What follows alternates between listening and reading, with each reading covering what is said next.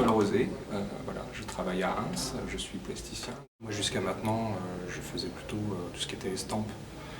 Et au fur et à mesure de l'estampe, en fait, on crée une matrice pour pouvoir reproduire des dessins. J'en suis arrivé à utiliser des machines qui reproduisent mes dessins. En fait, ma matrice, je la fais de manière numérique. Donc, je travaille avec des palettes graphiques, dessinées à l'ordinateur, par exemple. Je transmets les coordonnées à ma machine et la machine, normalement, me reproduit mes dessins à l'échelle que je veux et en quantité que je veux sur les papiers. Le mouvement, c'était aussi une commande de la part du Centre culturel numérique Saint-Exupéry et du Festival international des marionnettes. Le principe de la machine, c'est qu'elle puisse avoir son libre arbitre. On ne lui dicte pas ses mouvements, elle les choisit elle-même.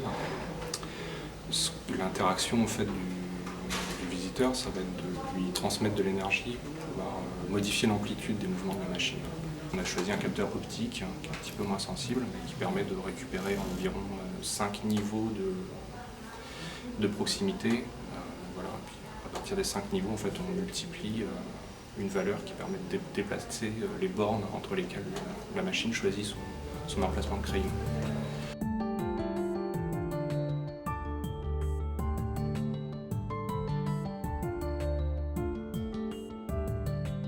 J'ai une relation très particulière avec le dessin, parce que pour moi le dessin original c'est une étape vers la création de la matrice justement dans l'estampe.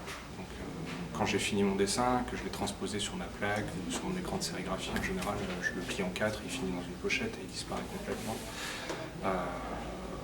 Pour moi le produit fini dans mon travail c'est vraiment l'estampe, c'est vraiment ce qui est sorti après le tirage en fait. Donc là, c'est un petit peu spécial. Moi, ce dessin, je ne l'ai pas décidé, c'est la machine qui l'a décidé. D'une certaine façon, c'est son dessin, donc je ne sais pas encore ce que je vais en faire.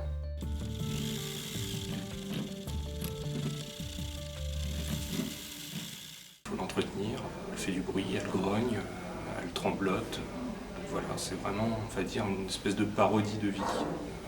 C'est un simulacre en fait de vie. C'est pour ça que moi je trouvais ça aussi amusant de le rapprocher du Festival des marionnettes, parce qu'on travaille comme ça un petit peu sur la théorie c'est l'idée du golem, c'est-à-dire c'est un objet inanimé auquel on donne un simulacre de vie.